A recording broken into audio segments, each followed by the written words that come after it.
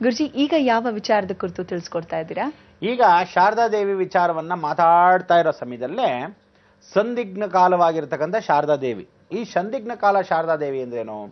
ಸರಸ್ವತಿ ಸಾನಾಗಿ ತಾನು ಕೂತಾಗ, ತಾನು ನಿಂತಾಗ, ತಾನು ಜಪವನ್ನ ಮಾಡಿದಾಗ ಆ ಜಪಮಾಲೆ ಹಿಡಿತಾಳೆ. ಸರಸ್ವತಿ ಜಪಮಾಲೆಗೂ ಸರಸ್ವತಿ ವೀಣೆಗೂ ಬಹಳ ಸಂಬಂಧವಿದೆ. ಸಂಗೀತಕ್ಕೂ ಮನುಷ್ಯ ಜೀವನಕ್ಕೆ ಸರಿ ಹೋಗೋಕ್ಕೂ ಸಂಬಂಧವಿದೆ. ಜೀವನ ಚರಿತ್ರೆಯಲ್ಲಿ ಪ್ರತಿಯೊಬ್ಬ ಮನುಷ್ಯನಿಗೆ ಅಂಧಕಾಸುರ ರಾಕ್ಷಸನಾಗಿರ್ತಕ್ಕಂಥ ಸಂಹಾರ ಮಾಡಿದಾಗ ಅಂಧತೆನೇ ತನಗೆ ತಾನು ಬರಲಿ ಅಂತ ಒಂದು ಶಾಪವೂ ಆಗಿರುತ್ತೆ. ಅಂದರೆ ನಮಗೆ ಗೊತ್ತಿಲ್ಲದೆ ನಾವುಗಳೇ ಕೆಲವರು ಪಾಪಗಳನ್ನ ಮಾಡ್ಕೊತೀವಿ, ನಮಗೆ ಗೊತ್ತಿಲ್ಲದೆ ನಾವುಗಳೇ ತಪ್ಪು ಮಾಡ್ಕೊತೀವಿ, ನಮಗೆ ಗೊತ್ತಿಲ್ಲದೆ ನಾವುಗಳೇ ನಮ್ಮ ಕಾಲನ್ನು ಎಳ್ಕೊಂಡ್ಬಿಡ್ತೀವಿ. ಅಂದರೆ ಏನೋ ನಾವು ಸುಮ್ಮನೆ ಇರಲಾರ್ದೆ ಮೈ ಪರ್ಚ್ಕೊಂಡನಲ್ವ, ಹಾಗೆ ಜೀವನವನ್ನು ನಡೆಸ್ಕೊಂಡು ಹೋಗ್ತಕ್ಕಂಥ ವಿಧಾನವೇ ಗೊತ್ತಿಲ್ಲದೆ ನಮ್ಮ ಮೇಲೆ ನಾವೇ ಚಪ್ಪಡಿ ಕಲ್ಲು ಎಳ್ಕೊಂಡ್ಬಿಡ್ತೀವಿ ಬಹಳ ಜನ. ಅದಕ್ಕೋಸ್ಕರ ನಾವುಗಳು ಅದನ್ನು ನೋಡ್ಕೊಳ್ಳೋದು, ಅದನ್ನು ಸರಿಪಡಿಸ್ತಕ್ಕಂಥ ವಿಧಾನವ ನಿಮಗೆ ಹೇಳ್ಕೊಡ್ತೀನಿ ಕೇಳಿ. ಜೀವನದಲ್ಲಿ ಇದೆಲ್ಲ ಯಾತಕ್ಕಾಗತ್ತೆ ಅಂದರೆ, ಎಷ್ಟೋ ಜನಕ್ಕೆ ನಿಮಗೆ ಗೊತ್ತಿಲ್ಲದೆ ಇರತಕ್ಕಂಥ ವಿಚಾರ, ಅರಳಿ ಮರದಲ್ಲಿ ಯಾವ ಕಾಲಕ್ಕೂ ಹಾವುಗಳು, ಆಲದ ಮರ, ಅರಳಿ ಮರ, ಪೊಟ್ರೆಗಳಲ್ಲಿ ವಾಸವಾಗತ್ತೆ. ಪೊಟ್ರೆಗಳೇನೆಂದರೆ ಹುತ್ತದಲ್ಲಿ ವಾಸವಾಗಲ್ಲ, ಇದು ಪೊಟ್ರೆಗಳಲ್ಲಿ ವಾಸವಾಗತ್ತೆ. ಅಂದರೆ ಅಲ್ಲಿ ರಂಧ್ರ ಮಾಡಿಕೊಂಡು ಮರದ ಒಳಭಾಗದಲ್ಲಿ ವಾಸವಾಗತ್ತೆ. ಆಮೇಲೆ ನೀವು ಅನ್ಕೊಂಡ ಹಾಗೆ ಹುತ್ತದಲ್ಲಿ ವಾಸವಾಗಲ್ಲ ಹಾವು. ಆ ಹುತ್ತದ ಅಲ್ಲಿಂದ ಒಂದು ಸುಮಾರು ದೂರದಲ್ಲಿ, ಅಲ್ಲಿಂದ ಒಂದು ಸುಮಾರು 4 ಅಡಿ ದೂರದಲ್ಲೋ ಅಥವಾ 2 ಅಡಿ ದೂರದಲ್ಲೋ, ಕನಿಷ್ಠ ಪಕ್ಷ 3 ಅಡಿ ದೂರದಲ್ಲೋ, ಅಂದರೆ 1.5 ಅಡಿಗಿಂತ ದೂರದಲ್ಲೇ ಇರತಕ್ಕಂಥ ವಾಸದಲ್ಲೇ ವಾಸ ಮಾಡೋದು. ನಿಮಗೆ ಹುತ್ತದೊಳಗೆ ಕೈ ಹಾಕಿ ನೋಡಿದಾಗ ಹುತ್ತ ಹಿಂಗಾದ ತಕ್ಷಣ ಅಲ್ಲೇ ಇರಲ್ಲ ರಂಧ್ರ. ಆ ಹಾವು ಮಲ್ಕೊಳ್ಳೋ ಸ್ಥಾನವೇ ಬೇರೆ ಇರುತ್ತೆ. ಅಲ್ಲಿಂದ ಈ ಭಾಗ ಉಸಿರಾಟಕ್ಕೆ ಮಾತ್ರ ಸ್ಥಳ ಇರುತ್ತೆ. ಅಂದರೆ ಹಾರ್ಟ್ ಅನ್ನೋ ಜಾಗದಲ್ಲಿ ಹುತ್ತ, ತದನಂತರ ಉಸಿರಾಟಕ್ಕೆ ಭಾಗದಲ್ಲಿ ಎದೆ ಭಾಗ, ಅಲ್ಲಿಗೆ ಇಲ್ಲಿಗೂ ಗ್ಯಾಪ್ ಇರಲ್ವಾ? ಹಾಗೆ ಆ ಉಸಿರಾಟಕ್ಕೆ ರಂಧ್ರ ನಾಳದಲ್ಲಿ ಪರಿವರ್ತನಾ ಸ್ವರೂಪಕ್ಕೆ ಏನು ಎನರ್ಜಿ ಬರ್ತಾ ಇದೆ ಆ ಜಾಗಕ್ಕೂ ಈ ಜಾಗಕ್ಕೂ ದೂರ ಇರುತ್ತೆ.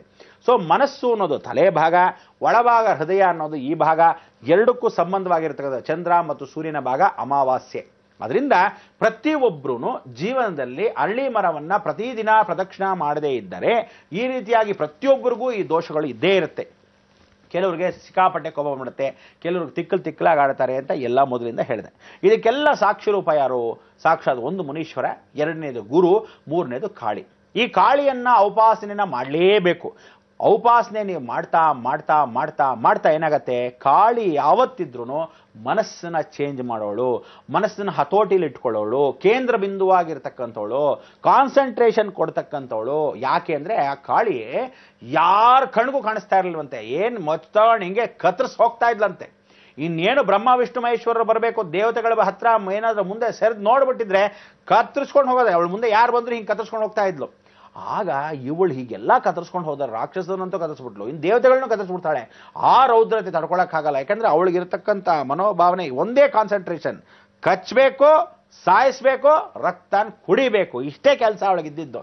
ಆಗ ಕಾಳಿ ರಕ್ತವನ್ನ ಕುಡಿತಕ್ಕಂಥ ರಕ್ತ ಬೀಜಾಸುರ ರಾಕ್ಷಸರನ್ನ ಕಟ್ಟ ಅಂತ ಮಾದ್ರಾಗ ಏನಾಯ್ತು, 2 ಭಾಗವಾಯಿತು. ಆ 2 ಭಾಗ ಆಗಿರ್ತಕ್ಕಂಥ ನೀರಿನ ಭಾಗದಲ್ಲಿ ಬಿದ್ದಿದ್ದೆಲ್ಲ ಏನಾಯ್ತು, ಮೀನಾಯಿತು.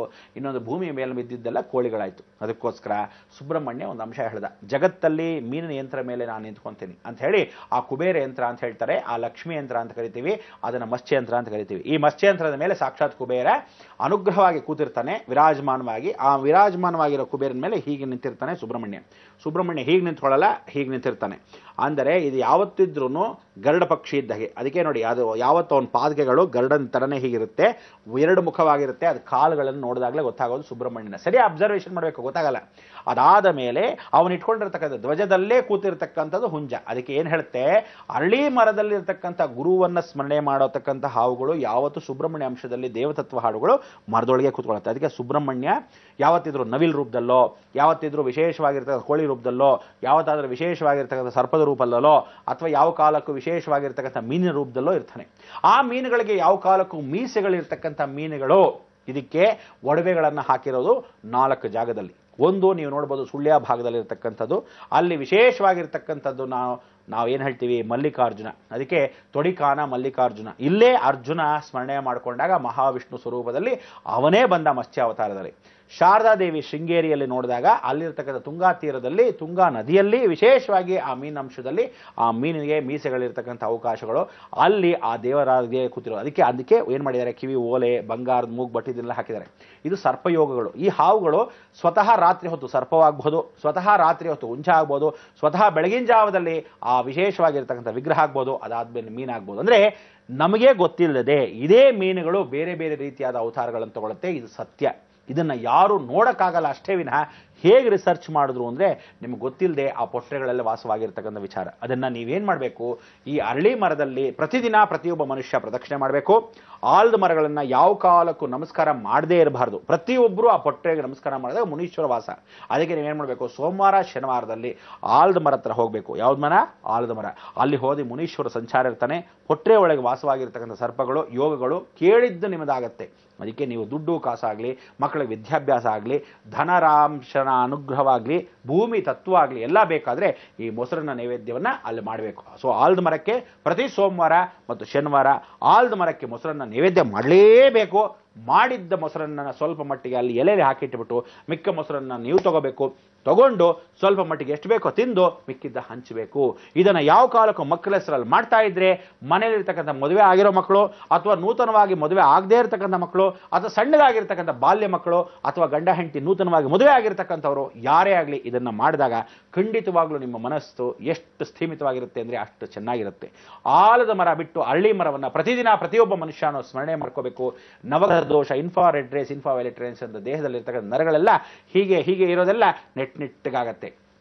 ಹೇಗೆ ಅಂದ್ರೆ ಸಾಧಾರಣವಾಗಿ ನೀವು ನೋಡ್ಬೋದು, ಒಂದು ಪ್ಲಾಸ್ಟಿಕ್ ಸ್ಕೇಲ್ ಇಟ್ಕೊಂಡು ಆ ಪ್ಲಾಸ್ಟಿಕ್ ಸ್ಕೇಲ್ನಲ್ಲಿ ಚೆನ್ನಾಗಿ ಉಜ್ಜಿಬಿಡಿ, ಬಿಸಿ ಮಾಡಿ ಹೀಗೆ ಇಟ್ಕೊಂಡಾಗ ಆ ಪೇಪರ್ ಕೂಡ ಹೇಳುತ್ತೆ. ಅಂದ್ರೆ ಆ ಮ್ಯಾಗ್ನೆಟಿಕ್ ಎನರ್ಜಿ ಅನ್ನೋದು ಅಲ್ಲಿ ಗೊತ್ತಾಗತ್ತೆ.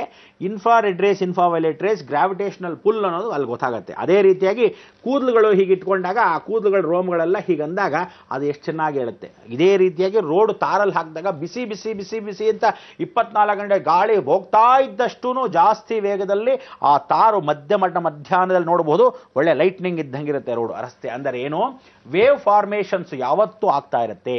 ಅಂದ್ರೆ ಸೈಕ್ಲಿಕಲ್ ಎಫೆಕ್ಟು ಯಾವತ್ತಿದ್ರೂ ಈ ಭೂಮಂಡಲದಲ್ಲಿ ಆಗ್ತಾ ಇರುತ್ತೆ. ಅದಕ್ಕೆ ನೀವೇನ್ ಮಾಡಬೇಕು, ನಾವೇ ಆ ಪ್ರದಕ್ಷಿಣೆ ಅರಳಿ ಮರಕ್ಕೆ ಮಾಡ್ತಾ ಇದ್ದಾಗ ನಮ್ಮಲ್ಲಿ ನರಗಳು ಒಂದಕ್ಕೊಂದು ಹೀಗಿದ್ದಾಗ ರೋಮಗಳಿದ್ದಾಗತ್ತೆ, ನರಗಳು ಹೀಗೆ ನಿಂತ್ಕೊಳ್ಳುತ್ತೆ, ತಲೆಯಲ್ಲಿರ್ತಕ್ಕಂಥ ಮೆದುಳಲ್ಲಿ ಆಕ್ಟಿವೇಶನ್ ಆಗುತ್ತೆ, ನರ ದೌರ್ಬಲ್ಯದಲ್ಲಿರ್ತಕ್ಕಂಥವ್ರಿಗೆಲ್ಲ ಪರಿವರ್ತನೆ ಆಗುತ್ತೆ. ಗುರು ಬಲ ಇಲ್ಲದೆ ಇರ್ತಕೊಂಡು ಸೈಂಟಿಫಿಕಲ್ ರೀಸನ್ ಗುರು ಬಲ ಬರುತ್ತೆ. ಅದನ್ನ ಪ್ರದಕ್ಷಿಣೆ ಮಾಡಬೇಕು. ಯಾಕೆಂದ್ರೆ ಇನ್ಫ್ರಾರೆಡ್ ರೇಸ್, ಇನ್ಫ್ರಾವೈಲೆಟ್ ರೇಸ್ ನಮಗೆ ಗೊತ್ತಿಲ್ಲದೆ ತಾನು ತನ್ನ ಗಾಳಿಯನ್ನ ಬಿಡ್ತಾ ಇರುತ್ತೆ, ಮ್ಯಾಗ್ನೆಟಿಕ್ ಎನರ್ಜಿಗಳನ್ನ ತಗೊಂತಾ ಇರುತ್ತೆ, ಆಕ್ಸಿಜನ್ ಕೊಡ್ತಾ ಇರುತ್ತೆ, ಕಾರ್ಬನ್ ಡೈಆಕ್ಸೈಡ್ ಅಬ್ಸರ್ವೇಷನ್ ಮಾಡ್ತಾ ಇರುತ್ತೆ. ಎಷ್ಟು ಚೆನ್ನಾಗಿರುತ್ತೆ ಅಂದ್ರೆ ಕಾನ್ಸೆಪ್ಟು. ನಮಗೆ ಅದಕ್ಕೆ ಒಳ್ಳೆ ಸಂದಿಗ್ಧ ಕಾಲ ನಡೀತಾ ಇರುತ್ತೆ. ಆಗ ನಿಮ್ಮ ದೋಷಗಳು ಅತಿ ಶೀಘ್ರದಲ್ಲಿ ಮನಸ್ಸಿಗಾಗ್ಲಿ, ರಕ್ತಕ್ಕಾಗ್ಲಿ, ನರಗಳಿಗಾಗ್ಲಿ, ನಾಳಗಳಿಗಾಗ್ಲಿ, ಮೂಳೆಗಳಿಗಾಗ್ಲಿ, ಚರ್ಮಗಳಿಗಾಗ್ಲಿ ಸರ್ವದಾ ಕಲ್ಯಾಣ ಆಗತ್ತೆ, ಗುರು ಬಲ ಸಿಗತ್ತೆ. ತದನಂತರ ಮೂರನೇದಾಗಿರ್ತಕ್ಕಂಥ ಅವಕಾಶ ಆ ಸರ್ಪಯುಗಗಳು, ನಾವುಗಳು ಪ್ರಾರ್ಥನೆ ಮಾಡ್ಕೊಳ್ತಕ್ಕಂಥ ವಿಧಾನವೇ ಆ ಅರಳಿ ಮರ, ಈ ಪೊಟ್ರೆಯಲ್ಲಿ ವಾಸವಾಗಿರ್ತಕ್ಕಂಥ ವಿಧಾನ. ಅದಕ್ಕೆ ಆಲದ ಮರ ಅರಳಿ ಮರಕ್ಕೆ ಸೋಮವಾರ ಶನಿವಾರ ಮೊಸರು ಮಾಡಬೇಕು. ಅದೇ ಅರಳಿ ಮರಕ್ಕೆ ಪ್ರತಿದಿನ 11 ಪ್ರದಕ್ಷಿಣೆ ಮಾಡಲೇಬೇಕು. 9 ಪ್ರದಕ್ಷಿಣೆ ನಾವು ಮಾಡಬೇಕಾದ್ದು ಆಲದ ಮರಕ್ಕೆ, 11 ಪ್ರದಕ್ಷಿಣೆ ಮಾಡಬೇಕಾದ್ದು ಅರಳಿ ಮರಕ್ಕೆ. ಅರಳಿ ಮರದಲ್ಲಿ ಪ್ರಾರ್ಥನೆ ಮಾಡ್ಕೊಳ್ಳೋದು ಪ್ರದಕ್ಷಿಣಾ ಸ್ವರೂಪದಲ್ಲಿ, ಆಲದ ಮರಕ್ಕೆ ಮೊಸರನ್ನದ ಮುಖಾಂತರವಾಗಿ ನೈವೇದ್ಯ ಇಟ್ಟುವುದು. ಈ ಎರಡು ಮಾಡಿದಾಗ ಮನಸ್ಸು ಹಾಲ್ಟು ಹೇಗಿರುತ್ತೆ ಆ ರೀತಿ ನೀವು ಅನ್ಕೊಂಡಿದ್ದು ಆಗತ್ತೆ, ಅನ್ಕೊಂಡಿದ್ದು ಕಾರ್ಯ ನಿಮಕ್ತಿ ಆಗುತ್ತೆ ಅಂತ ಸಂತೋಷ ಸಿಗತ್ತೆ. ಎರಡಕ್ಕೂ ಇರತಕ್ಕಂಥ ಕೋ ಎಜುಕೇಶನ್ ಹೀಗೇ ನಡೀತಾ ಇರುತ್ತೆ. ಅದಕ್ಕೋಸ್ಕರ ಗಂಡು ಹೆಣ್ಣು ಅನ್ನೋದನ್ನೇ ಮೆದುಳು ಮತ್ತು ಹೃದಯ. ಹಾಗೆ ಆ ಒಂದು ಸಂಬಂಧ ಹೇಗೆ ನಡೆಯುತ್ತೋ, ನೀವು ನಾವು ಆ ದೇವರು ಅಂತ ಹೇಳಿರ್ತಕ್ಕಂಥ ಸೈಂಟಿಫಿಕಲ್ ಎನರ್ಜಿ ನಮಗೂ ಆ ಗ್ರಾವಿಟೇಷನಲ್ ಪುಲ್ಗೂ ಅಲ್ಲಿರತಕ್ಕಂಥ ಸಂದರ್ಭಗಳಿಗೂ ಎಲ್ಲ ಹೊಂದ್ಕೊಳ್ಳುತ್ತೆ. ಇದು ನಿಜವಾದ ಸತ್ಯ ಘಟನೆ. ನೀವು ಅದನ್ನು ಪ್ರಯೋಗ ಮಾಡಿಕೊಂಡ್ರೆ ಅನುಭವ ಆಗೋದು. ಆದರೆ ಪ್ರಯೋಗ ಇಲ್ಲದೆ ಕಿಲೋಮೀಟರ್ ದೂರದ ಅದೇನು ಆಗ್ಬಿಡುತ್ತಾ, ಹಳ್ಳಿ ಮರ ಸುತ್ತ ತಕ್ಷಣ ಮಕ್ಕಳಾಗ್ಬಿಡುತ್ತಾ ಅಂದರೆ ದೋಷಗಳು ಹಾಕಿ ಹೋದರೆ ಸುತ್ತ ತಕ್ಷಣ ಮಕ್ಕಳಾಗಲ್ಲ. ಸುತ್ತಾ ಸುತ್ತಾ ಸುತ್ತಾ ಸುತ್ತಾ ಒಳಗಿರೋ ದೋಷಗಳು ಕರಗಿ ಆಗ ಹೋಗುತ್ತೆ. ಆದ್ರೆ ಯಾರೋ ಒಬ್ಬರೇ ಸುತ್ತೋದಲ್ಲ, 12 ಗಂಟೆ ಮೇಲೆ ಸುತ್ತೋದಲ್ಲ, ಬೆಳಗಿನ ಜಾವದ ಸುತ್ತಬೇಕು. ಗಂಡ ಹೆಂಡತಿ ಇಬ್ರು ಪಾಣಿಗ್ರಹಣ ಮಾಡಿಕೊಂಡು ಕೈನ ಹೀಗೆ ಬೆರಳಲ್ಲಿ ಇಟ್ಕೊಂಡು ಸುತ್ತಬೇಕು. ಯಾಕೆ ಸಂತಾನವಾಗಲ್ಲ? ನಾನು ನೋಡ್ತೀನಿ. ಪರಿವರ್ತನೆ ಮಾಡ್ಕೊಂಡು ಆರಾಮ ತಗೊಂಬನ್ನಿ, ಮೆಕ್ಕಿದ ಮಾತಾಡೋಣ.